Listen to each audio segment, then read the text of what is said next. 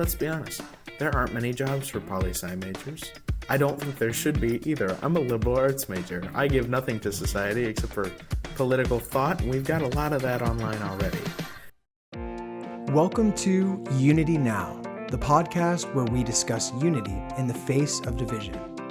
Inspired by the Unity 2020 plan, we strive to unite Americans by highlighting the middle ground between the two dominant parties and promoting the individual over groups. Each episode, we will bring you exciting, well-informed guests and host nuanced conversations about politically charged subjects. Our goal is to bring an end to the ideological war threatening the collective well-being of this great country. Welcome back to the UnityNow podcast. I'm your host, Toby Davis, and today I'm joined by a couple of students from Purdue University. I'll introduce them in a second, but first, this show is brought to you by our partners at Second Look News. Second Look was born out of a desire for a different kind of news. It's based on the concept of a trusted friend who digs into the facts about the stories that matter to you. This friend would share their findings in a non-persuasive manner with links to all the original sources that you can double-check them for yourself. Worried about the truth in analog media? Then take a second look. Go to secondlook.news. That's 2nd.news to become a member, and we'll have links in the show description below. All right, so my guests tonight are Dansen Wang and Patrick Petersen. They are both students at Purdue University and also members of the Political Discourse Club. Gentlemen, welcome to our podcast. I'm glad to be here. Thanks for having us. Of course, yeah, thanks for taking your time. You guys are probably approaching some finals pretty soon, so we appreciate you taking the time out of your busy study schedule. So if I could, I want to get a background from each of you, talk about what's going on with you, why you joined the club there at Purdue, and then perhaps your political leaning, like you guys do in the club, if you're okay with that. And we'll start with you, Patrick. Yeah, I'm Patrick. I'm just going to run through the university intro that I know. I'm a political science major, going to be a history major soon, sophomore. I come from Elkhart, Indiana, and I really enjoyed the idea of Political Discourse Club. I found it the first day on campus and have been going as much as I can ever since. And it is definitely probably the best part of my current campus activities.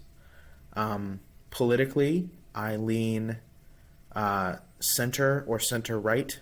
Some people have called me a radical centrist, but I definitely lean center-right. All right, very good. And so, Dansen, same question to you. Tell us about you and why you joined the club there at Purdue, and if you could, how you lean politically. Radical centrism. So that's something I've heard so much as well. So I'm Dansen. I'm currently doing a triple major track at Purdue for robotics. And I am a close friend of the co-founder of PDC, Sunil Green. And I do help Sunil Green occasionally with brainstorming ideas on how we can actually conduct political discourse. I haven't been really going to in-person meetings as of late because of my schedule, but I do go occasionally on topics that I'm interested in, topics that I think I know a fair amount in, and just topics overall that I think I want to hear more about, and sometimes I just sit in there and not talk for an hour and just let the conversation play out. I'm actually fairly close to you. I've heard so many criticism of just the overall centrism that I get from people from the Political Discourse Club. We brought up the term strawmanning earlier in our pre-podcast conversation, and when I was talking to the members of the Political Discourse Club, it's been compared to as, you're giving a side to everyone no matter their stance, and that's not really what it's about, right? But somewhat, yeah. So that will be my political leaning. I'm more of a center-left myself. I was an avid supporter of Andrew Yang and mostly his universal basic income policies, but I don't know. I don't have a horse in the race right now because I come from an immigrant family, so I'm a Chinese immigrant. And so from an outsider's point of view, I can't really vote, so I'm just kind of participating on the side, voting in my head on who I'd vote for, Yeah. All right. Very good. So I'd like one of you or both of you to kind of expand on the Political Discourse Club there. Kind of tell us, what is the purpose of the club there? Why does it exist in the first place? Okay, so I actually know the starting story for this whole club because I was part of the conversation that started it all. It happened when our co-founder Sunil Green was disagreeing with his roommates, and I think this is back in 2018, 2019-ish, when the political environment within the United States wasn't that hot. I find that once you talk to people and actually ask about their opinions, they typically tends to be a lot more reasonable than you think. And they ran on that train of thought and started a club mostly to bring the left-leaning clubs on campus and right-leaning clubs on campus together to actually have a place to discuss things together. And this will be, the Democratic Socialist Party or the Democratic Socialist Club on campus and the Turning Point USA Club. Initially, they had participations together, and that's what really started the club together. Each week, we do discussions on the topic of the club's choice, and we have been trying to lean towards. I haven't gone to too many meetings recently, but it seems like we haven't gone towards the big ideas discussion rather than specific policy discussion. Because I don't know if you had this experience as well, but once you start talking policies, people will really start taking sides, and they typically tend to entrench themselves into whatever party they stood with. Yeah. Whereas if you stood with big ideas like, how should history be taught, how should guns be controlled, or how should healthcare be handled? Once you talk about these big ideas, then the conversation flows a little better. So that's really the motif of this club, or at least I like to think it is. Yeah. Okay. So how do you think, has this shaped your guys' view of politics or the world differently since you entered college?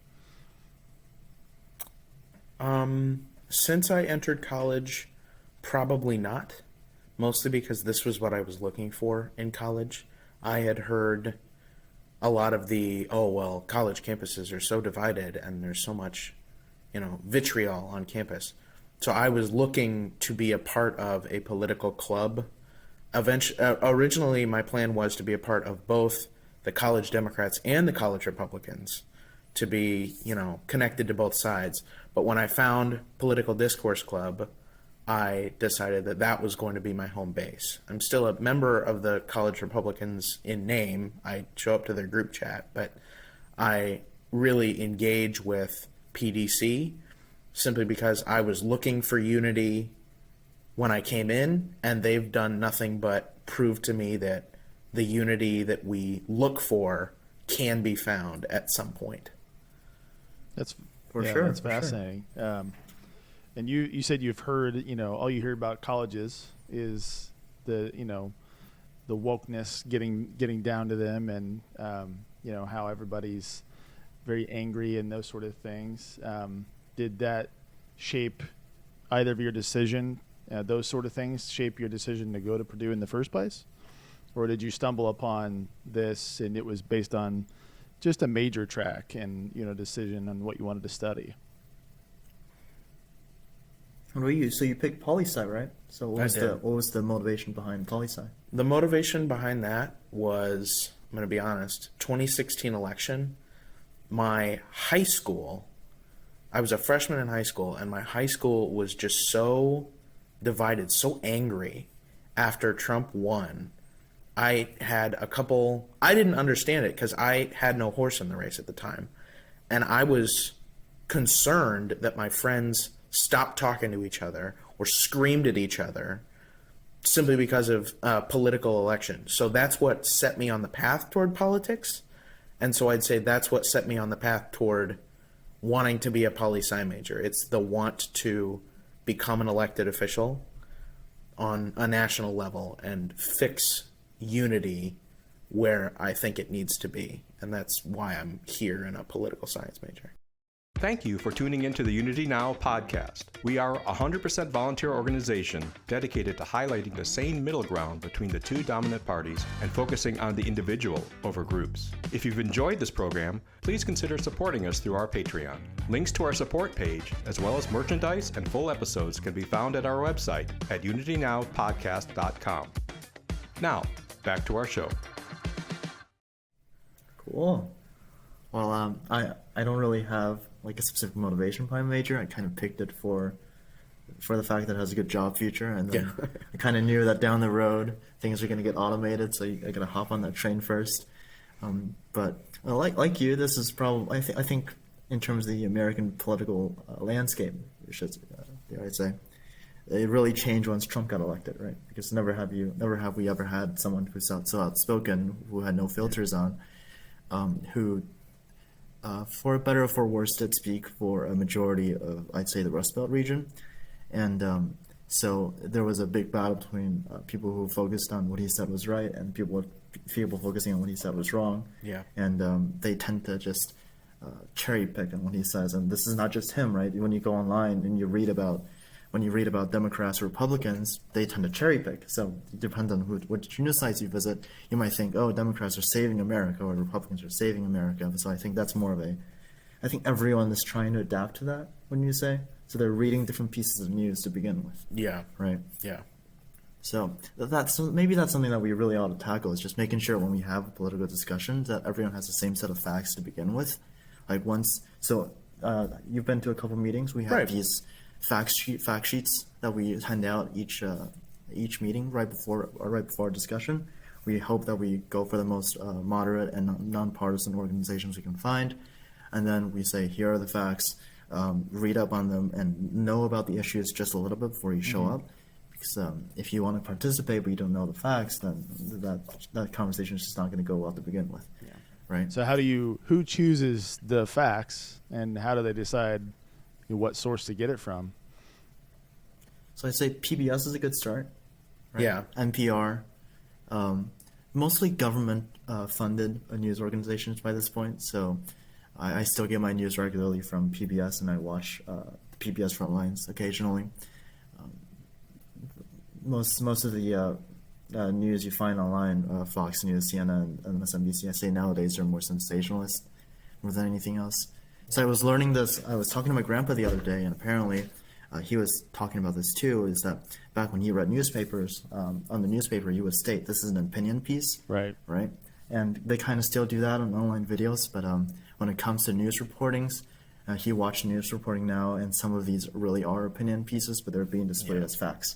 So once you have different people consuming different information, they come in with different ideas of what happened to begin with, and both parties might be trying to solve the issue, but if they have a different idea of what happened to begin with, then they're going to take different sides to begin with. Right. And I think CNN is probably one of the most staunch examples of what you just mentioned there. When I was your age, I hate saying things like that, but when I was your age, CNN was mostly news as it happened. Mm-hmm. They're one of the first ones to develop the constant breaking news channels, those sort of things. And now they say they're still news, but they are mostly opinions. And they do try to hide that fact, like most of them do. So, yeah. It's hard to get. I asked that question because to have a discourse club, you're right, you have to have a factual set of circumstances around the topic to even begin to have that discussion and form your opinion. So that seems to be one of the major problems in our society at large, is knowing which are the truth. What facts are true, what facts are biased from the outset, that sort of thing. So tell us about, what's an example of a topic you guys have covered either recently or one you remember better than another. Were you there for yesterday when we did gun control? No, I had something else going on. What about last week? Were you there last week? Last week I was there. I actually wasn't there. That was infrastructure week, right? Mm-hmm. Infrastructure week. This actually brings up something funny I noticed yesterday when we were doing gun controls, is that thankfully, would you say that Political Discourse Club here actually has it's like a 30-70 in terms of conservative and liberals, like a 40-60. There's still conservatives showing up because we're in Indiana, right? And when we're talking about gun control, I noticed that both sides really weren't that different. As in, this right-leaning person coming from a small town in Indiana was arguing on the pros of having guns, and then this liberal was coming from, I think it was New York, was arguing about the downsides of having guns. But these can exist simultaneously, right? you can have a gun, protect yourself, defend yourself, as well as go out and hunt, as well as it can be misused by people who have mental illnesses. There are two sides of the same coin, so I find that if they just... that's something I find fascinating. So I don't think they're necessarily disagreeing with each other, they're just pointing out like the light and the shadows of the same topic. And that's gone on for almost all the topics that I went to. I don't know, have you had the same experience, would you say? Yeah, probably the only discussion where PDC has trouble keeping it contained, as in keeping it, civil discussion, that's our goal, is abortion. That was a fun one. It's a very big issue on our campus. We have people arguing both sides that are standing in the middle of campus, maybe once a month maybe. We've got people screaming with signs. It's a hot topic. Yeah, real hot topic on campus. So that's our biggest meeting of the year. We have people sign up for it ahead of time simply because there's so many people that are going to be there. And it's very hard to keep that one civil. But in the end, everybody can go home without beating everybody up. I think that's the greatest success of the PDC is that we haven't had an abortion discussion that has completely gone off the rails.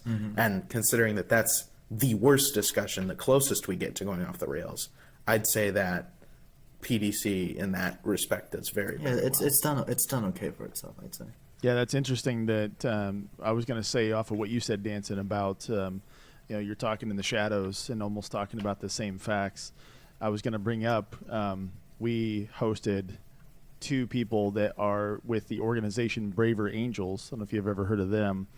No, but they attack almost everything with right and left. They try to bring in a red and a blue, as they call them.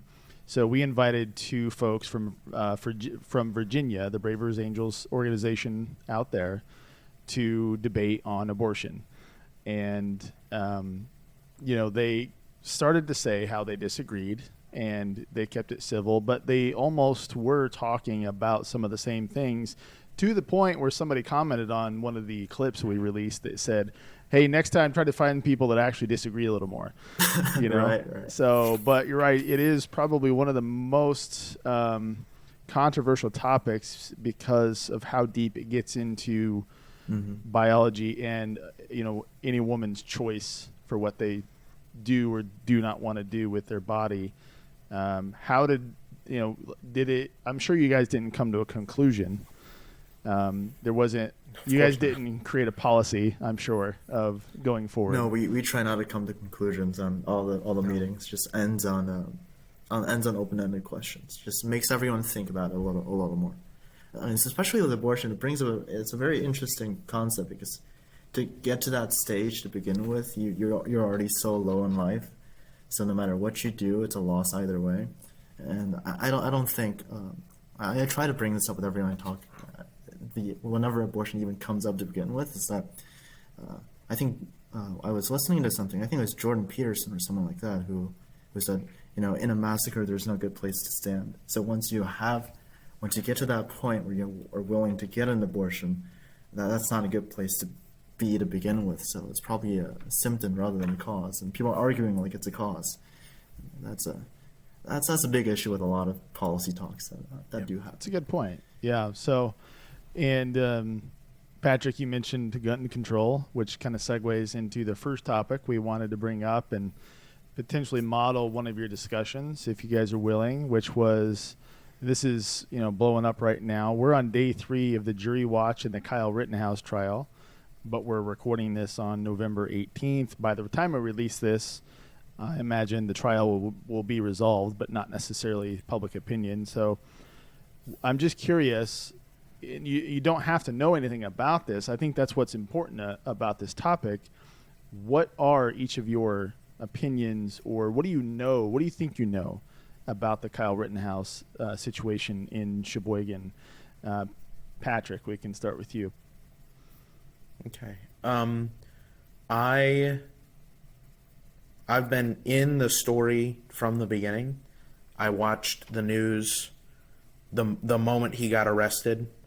I was busy trying to keep up with the protests that were happening all over America. So I was watching the news at the time, and when he got arrested, I said, "Oh, that's going to be a big case later in the year." And I was right. It feels like the entire nation's eyes are on this case. And maybe we should start real quick and kind of set the stage. So this was as a result of protests and riots from the Jacob Blake police shooting, and it was the reaction of the officers not being charged.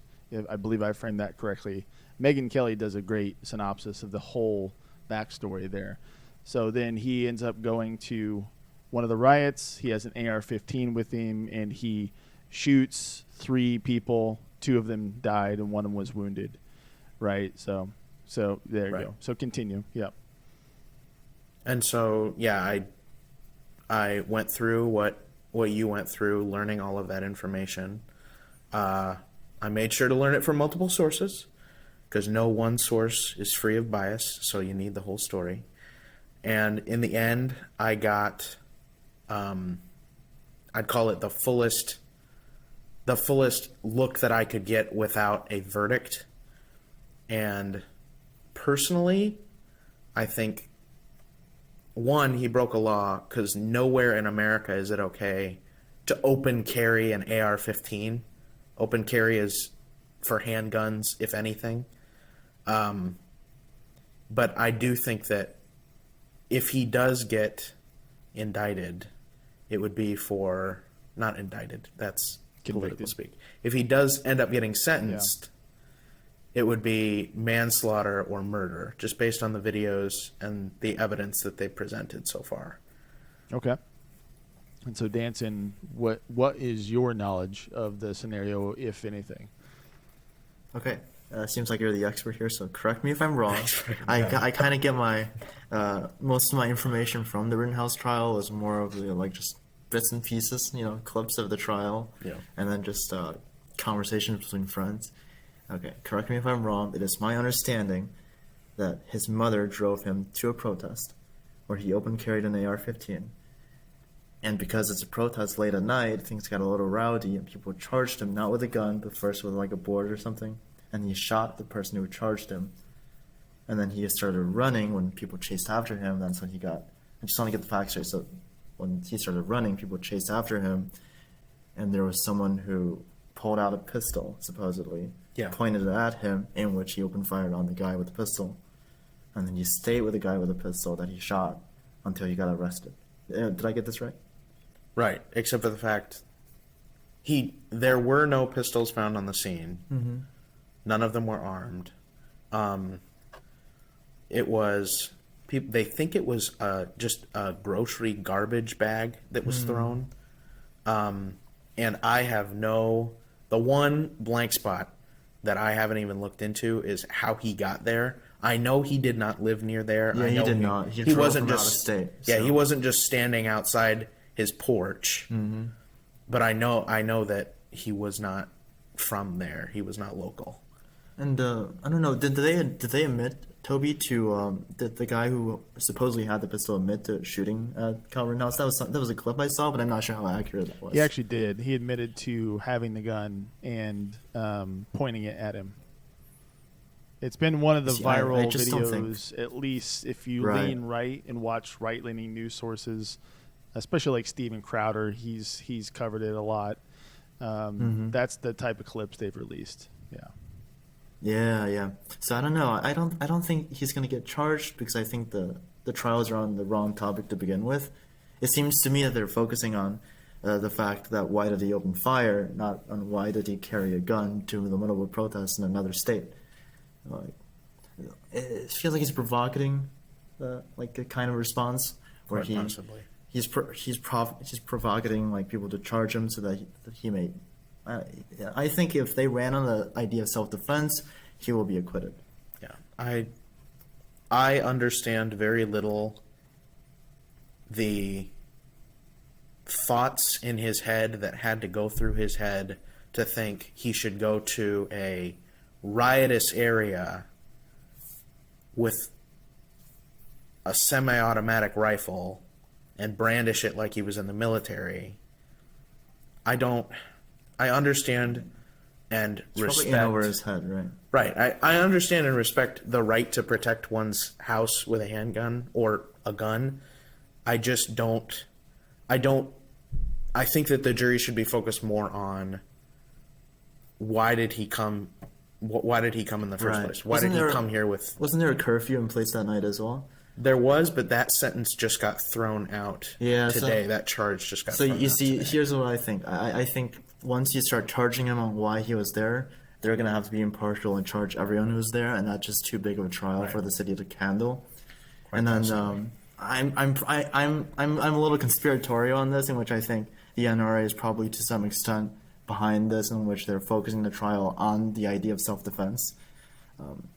Like, you talk to anyone, then you ask him, why was he out there in the middle of the street with an AR-15, being a 17-year-old, and that obviously is a big question, but it doesn't seem to be the focus of the story right now. So, I don't think it's too proper of a trial.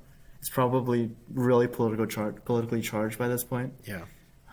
It's a tough stance to take, no matter which side you're on, because I think the trial itself is not a good trial to begin with. It's worth noting that, I believe, Dansen, you said you lean left, and Patrick, you lean right. So you guys are arguing from the wrong side.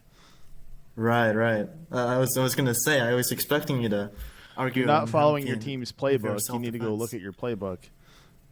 Well, I'm very joking. obviously. I know. This is the whole point. I really right? need to pay more attention to the Republican platform Right. before I show up to these things. Yeah. On this specifically, I try to be as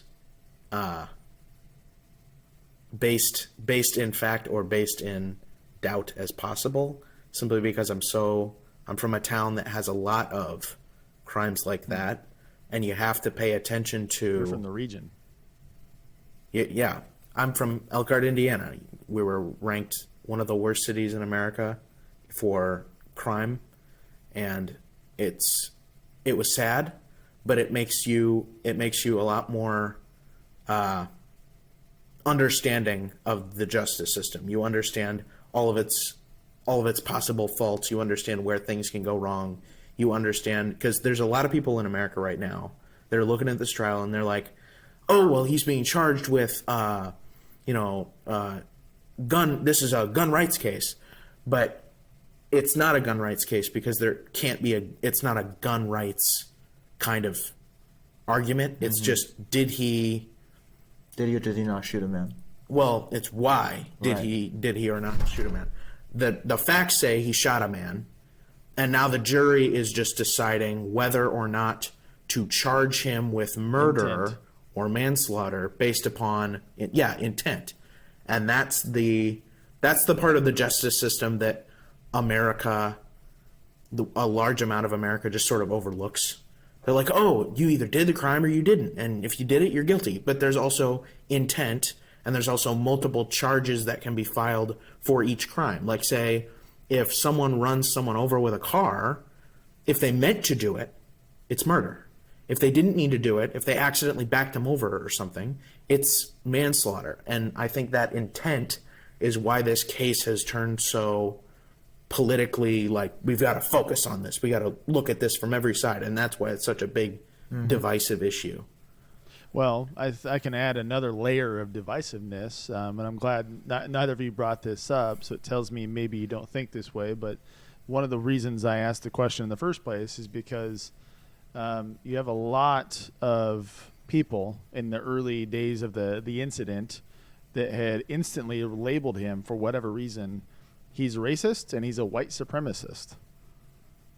Are you guys aware of this? Have you guys have thoughts on this? I am aware that they labeled him like that, but knowing who he killed, you can't even say, oh, he killed because of their race. No, he killed two white people and wounded another.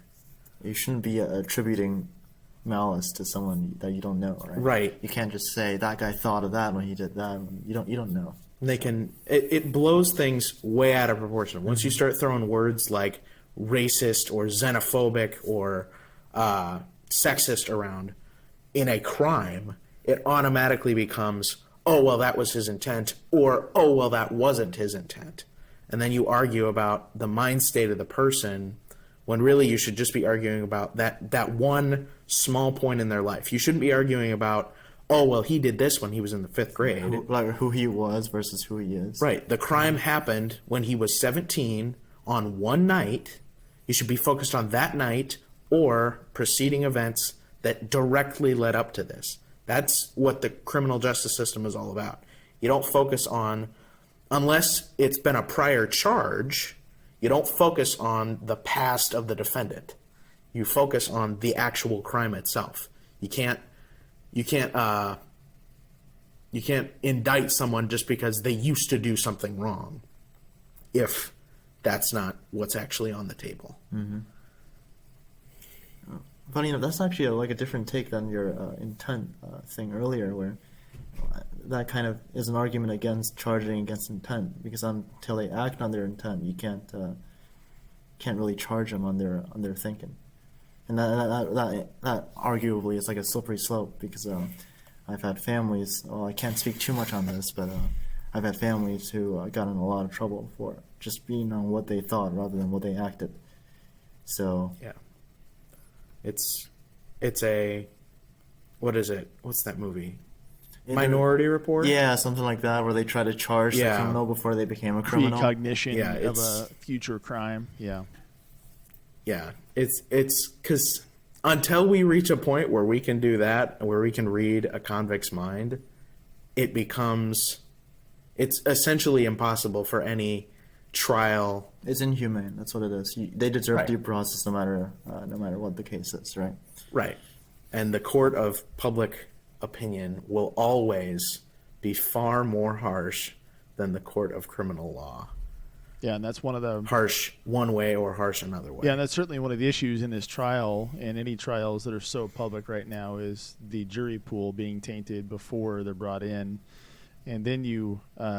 this just came out today. I don't know if you guys heard this, but there was so the jury is not sequestered, so they are traveling to and from at least a hotel, I think, or to a spot to be distributed to wherever they live. So there was a journalist, a photographer that was busted, potentially following the jury around. This person took instructions from an MSNBC producer in New York to follow this person. Now MSNBC has been banned from the courtroom because of this. Oh crap! And I didn't hear about this at all. Yeah, it's this. What was it, this morning? Yeah, I think it broke. I heard it on my drive home, but it might have been this morning. Yeah, so you have the jury being, one source I kind of listened to a couple days ago said that their polling data, they did some polls around the front end of the jury selection that said there was no way to get an unbiased jury, because at least out of 12, 3 to 4 we're going to have a bias, and they're going to have made a decision before they even get into the courtroom. And they think that potentially the reason deliberations are taking so long is because those 3 or 4 are staying staunchly in their tracks, and the rest of the jurors are trying to convince them with just what they've seen in the trial, videos, testimony, those sort of things. Quite possibly. Could be, yeah. Because I'm almost 100% sure that in Indiana, at least, if not over there too, you need 100% to convict for murder. Probably. And to get the highest sentencing, 100% jury.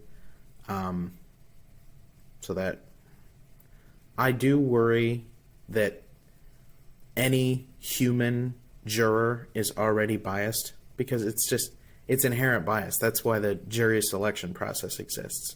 That's why lawyers ask all these seemingly unconnected questions, like, do you believe that owning white paint should be a right? And then these people go like, well, no, well, yeah, yes. It's seemingly unrelated questions that just lead them on. Right. It leads them on, and it gets into the jury's head. And then they decide, okay, is this person biased for my side or biased against my side? There are very few jurors ever that could perfectly claim to be non-biased any way whatsoever. They just go in, they've got no horse in this race. Yeah, they're human beings. Yeah, all human beings are biased inherently, and we just sort of have to hope for the least amount of bias. Right, but what Toby is saying here is that they're actively being tilted towards a bias by an outside influence, and that's a totally different story than them like slightly tilting their decisions based on the lawyers. Yeah, it's the idea that as humans, as a species, our evolution has now been way outpaced by the evolution of technology and information, and we cannot keep up with the echo chambers that a lot of people exist in. I'll give you guys an example. You're talking with me now on a podcast called UnityNow, but in 2016, I lived in one of those echo chambers on the right-hand side, and I voted for Donald Trump in 2016 because I lived inside, like you said, the Rust Belt. I heard this message, and I at least thought, well, we have to beat the blue side, right? We gotta find a way to attack the blue side. So I've since come to my senses, of course, but these echo chambers are strong. So what was your journey like? How'd you get there? Well, it's the intellectual dark web, if you guys have heard that term coined. Have you? I've actually heard about it. I have not. So these are the people like Jordan Peterson, like you mentioned, and Brett Weinstein and Eric Weinstein and Joe Rogan and Sam Harris. And it's these individuals that have come to prominence because, in large part, they are individuals. They don't subscribe to one of these ideologies as a main tenet in their life. They don't belong into these tribes. They will have open and honest discussions. That's one of the reasons for the success of Joe Rogan's podcast in the first place. You could argue he's the biggest media outlet in the world. There's nobody with the amount of downloads or listens or views than Joe Rogan has. Combined CNN and Fox News and all of them alike. So it's just tripping into exposure. Algorithms like YouTube's worked against itself to show me videos like this, to start to see discussions around people like Donald Trump and, honest discussions about what was going on and what was wrong and how he wielded the weapon of his messaging to really, get voters riled up to beat Hillary Clinton. Right, so, right. Yeah, that's kind of what happened. And that's also the reason for this podcast in the first place. It was born from the Unity 2020 movement that Brett Weinstein started. He announced it on Joe Rogan's podcast. It was a movement to draft two candidates for president that lean left, lean right, that would work together as president and VP, instead of this red team, blue team, that's steering the ship, swaying the ship back and forth every 4 years to eventually we're going to tip over. So that's the idea, and that's how powerful the echo chambers really are. And, it's hard to get a jury that, like you said, is sitting in their house. They don't have a smartphone. They don't have a TV. They don't talk to people.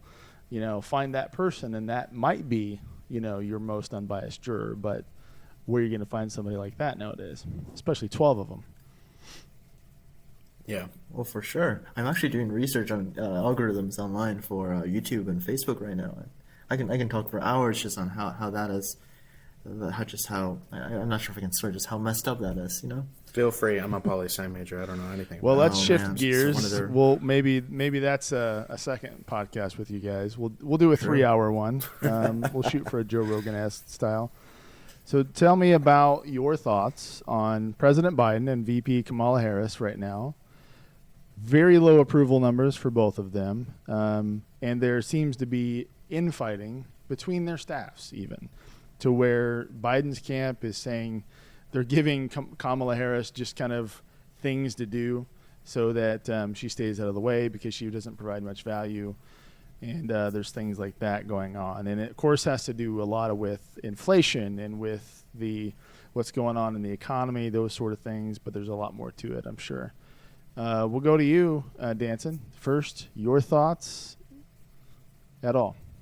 Well, I'm of the camp that a president will be thought as good if the economy is doing well, and that's historically how it's always been done. And if the economy is going down, like what I call like the rivers of history. As the river flows the other way, no matter how hard the president swims, he'll always be unpopular if the economy is going downhill.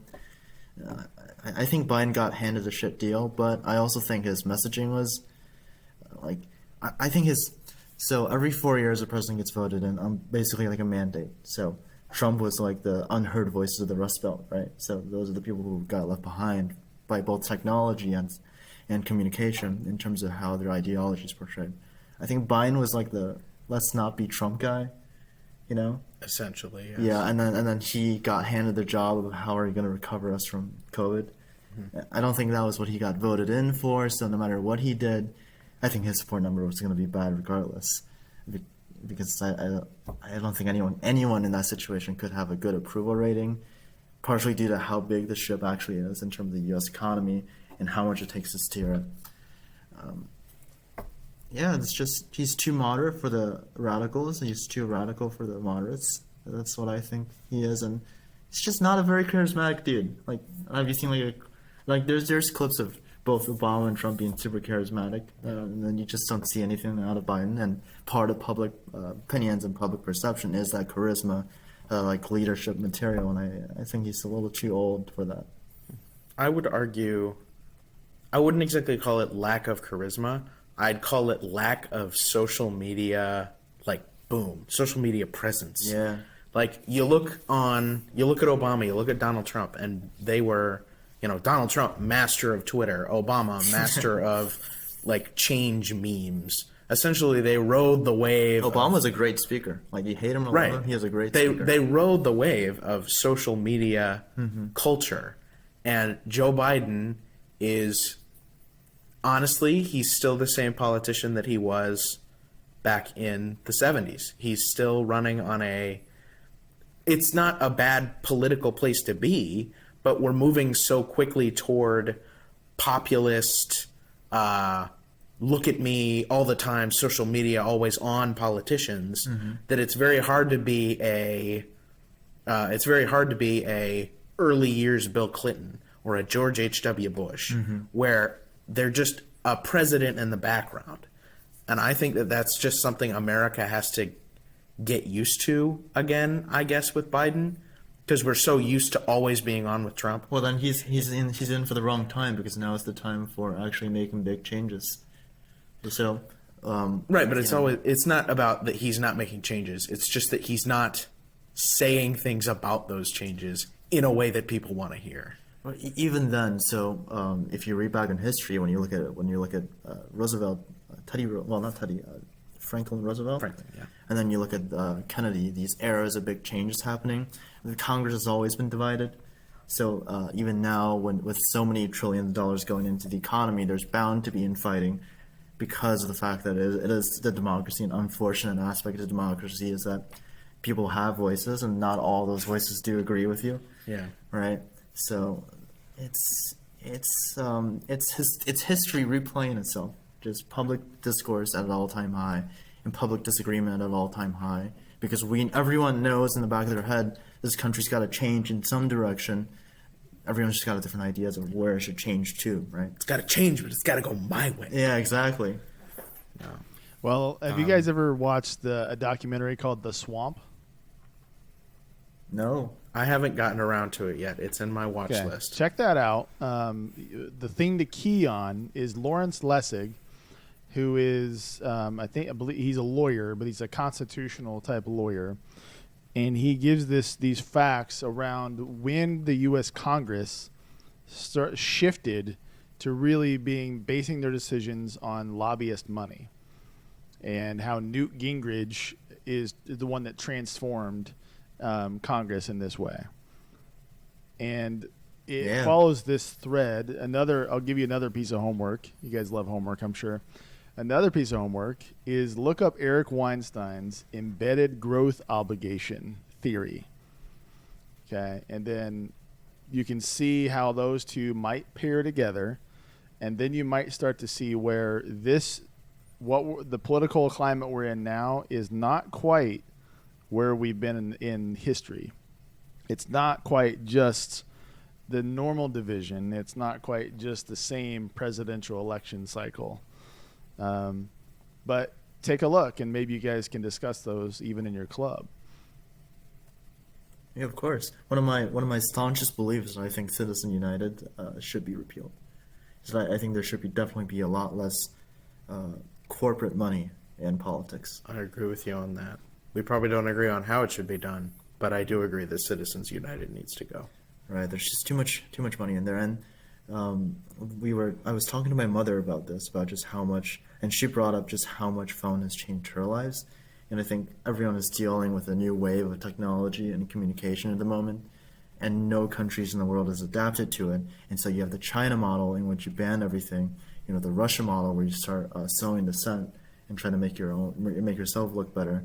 And then right now in America, it's kind of going away from the laissez-faire kind of style into like a more monitored type of environment. So it's interesting to see. It's like, I like to think of myself as I'm graduating to be a technologist. Right.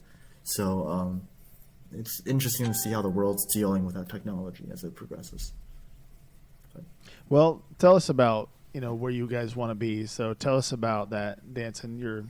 What's a technologist, and what do you want to do with that? Mm-hmm. So a technologist is a more technical-oriented type of engineer.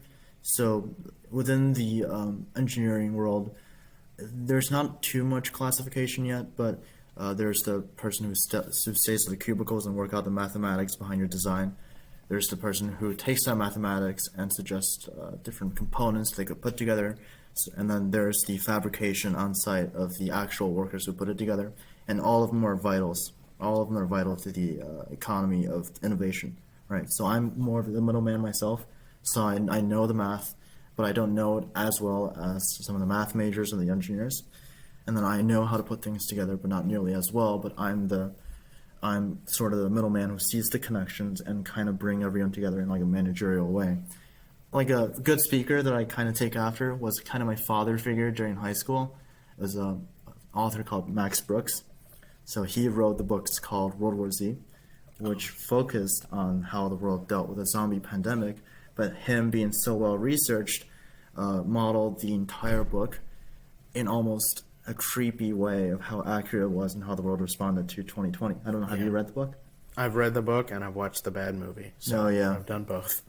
You listen to him talk. He's a fellowship at West Point, and he does talks at basically think tanks around the world and how technology is transforming the world. And I've modeled my thinking after him. I like to think.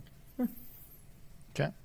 So do you worry at all that the political climate will draw you away from what you want to do? We've talked to several authors, for instance, where they literally had to change their books, change the titles, or change the entire makeup of books in the middle of writing them because they've stumbled into. We called one of them he's an Avenger now. He's an Avenger in the IDW. He doesn't care what Avenger he's going to be. He said, "I'll be Hawkeye. It doesn't matter." And his name's Eric Smith. That's a good choice. And he started an organization called Free Black Thought. And he tries to empower black men in the right way. And he was writing a book. He was on a normal career as a rhetorician. And there was an incident where he saw some reverse racism, kind of, and was trying to call people out. And it got canceled in a way on his campus. And he it diverted his entire career path. So are you at all worried that you'll be taken away from what you're really trying to do, especially now that you're in this political discourse club? Definitely not. I think in terms of politics, STEM is relatively apolitical, as in your social takes will never really come up in like a classroom. Well, now there's the environmental concerns. Well, they'll start to talk about how you can engineer around environmental solutions, or they can start talking about how you can engineer around worker shortages. But that's more of here's a problem and how you can solve it, and that conversation usually leads to a relatively apolitical conversation, or it tends to lean towards like a slightly right-leaning free market solution type of conversation. So I'm not worried at all. But for you in poli-sci, so what do you plan on doing after graduation? That's my question. Go ahead, Patrick. What are you going to do with that? You want to be president? What do you want to do? Good Lord. Would I like to be president? Would you? Would I? Firstly, right out of this, I'm going to go to law school and just become a lawyer, because let's be honest, there aren't many jobs for poli-sci majors. I don't think there should be either. I'm a liberal arts major. I give nothing to society except for political thought, and we've got a lot of that online already. So I'm going to go and become a lawyer, and that's essentially going to pay the bills until I can start running for political office. I've already, fun fact, I've already been elected as a Republican state delegate in Indiana. Oh, really? Yes. It sounds way more important than it is. I was supposed to go down to Indianapolis. Last year. God, COVID's been such a... I was supposed to go down, but COVID canceled the state convention. So I just voted by mail, and I essentially get to vote for... I get to primary, but in Indiana, we're a Republican state, so the Republican primary picks the winner a lot of the time. I got to primary the AG and I think the treasurer, and I ended up really liking that experience. I'm definitely going to do it again, but it does sound a lot more important than it is. I just voted for one thing, and now I'm done, and I have to run again. But the goal is to eventually run for a national office and basically take the spirit of this podcast, the spirit of PDC, to Washington. I think the most important thing before everything is unity. And I think that I cringe a lot. I have a lot of sleepless nights about the viability of my career path, simply because everybody up in Washington has to keep the government together long enough for me to get there. I can't become a politician if you don't keep the government together long enough. So there have been a lot of sleepless nights about different issues and different ideas. So yes, politics will definitely affect how I can move on my chosen career path. So okay. Cool. Yeah, and I worry, like, I hear you. I believe in what your endeavor with Unity is about, but you're already in a Republican, you're already in a party, right? You're already on a team. So how do you keep the message of unity straightforward as you're still on one of the teams? I call it in the party but out of the party. I don't think the party's going to like that. A Republican by name, and I do hold mostly right-leaning values. But I voted for Joe Biden in the last election simply because I wanted to see a more centrist Republican Party. And in the end, that's my goal. First off, in Indiana, if you're not part of the Republican Party, the chances of you winning any election are very slim. So it was either be a Republican or lose. But I am right-leaning on a lot of my ideas, and the goal is to find other people across the... I'm going to say it, that famous catchphrase, I'm going to reach across the aisle. But the plan is to find as many people as I can, be they in politics right now or in politics in the future, that are on both sides of the aisle or center of the aisle or farther right than me. I don't really care. As long as they agree that we need to at least learn or relearn how to compromise as a nation, then they're basically part of that unity forward idea. We can worry about every little thing. It's like PDC. We can worry about the results later. We can worry about finishing the conversation later. But right now, let's just talk about the problem in a unified way that doesn't lead to a bunch of division. I don't know. I don't see it that way. I think right now, some of the biggest political voices in the country are not politicians. These would be actually stand-up comedians, podcasters, and influencers. So I think politicians, ultimately, their goal is to represent the people. And right now you're starting off with a goal when really, this is like a bit of an idealistic way to look at it. You should really just be speaking your thought in the most concise way possible. And if that's a thought that, it's well taken and it's a thought that everyone wants represented, they'll tend to hear you out and let you be the champion of their voice. So I think everyone's focused too much on bringing back some unity and bringing back what was old and good, but they're not focusing enough on the issues that has led us to the disarray we're in right now. So maybe it's best to just be genuine, because one thing that social media does do really well, of all the flaws it has, is that it does detect genuine emotions very well. So when people look at Donald Trump, they might not like what he's saying. When people look at some of the top influencers on social media, they might not like what they're saying, but they are genuine, and you can tell because they're genuine. And when someone comes off as fake, the algorithm actually does a fairly good job of keeping them down to some extent. So I think the best way out of this is just speak your mind and just let it be. And I would say I plan on speaking my mind on certain issues, but I'm not going to. I'm sick of an America where it's a package deal, where because we're a two-party system. It's not like Europe where you can sort of pick and choose. I'm not saying that their system is better, because it has a whole nother level of issues. But it's not like Europe where you can pick and choose on each issue individually.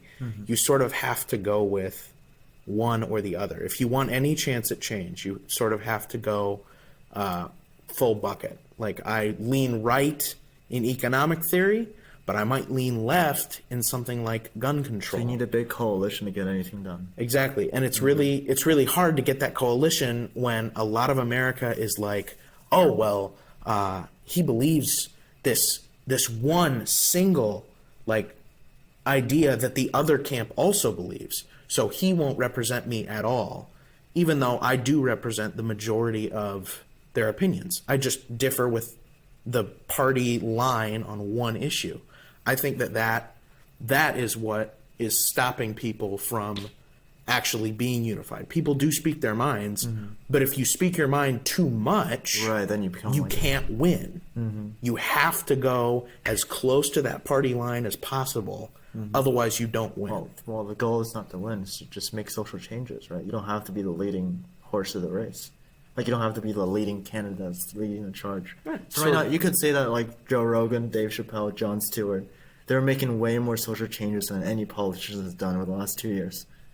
Social change, yeah, but Yes. at the end, social change is just something that stays on the street level. Social until you actually changes get into that. Social changes become political issues, and political issues eventually becomes politicians. So they're the end results. Eventually, but that's the point. I'm trying to get trying to- get that social issue into the halls of Washington instead of just being a speaking I'm point. putting the cart before the horse, I think. But I can see it.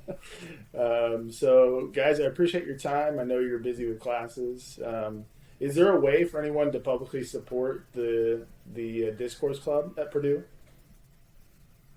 We do have a website. It's Purdue, PURDUE, PDC.org. So check out the website. We have some merch if you want to support the club.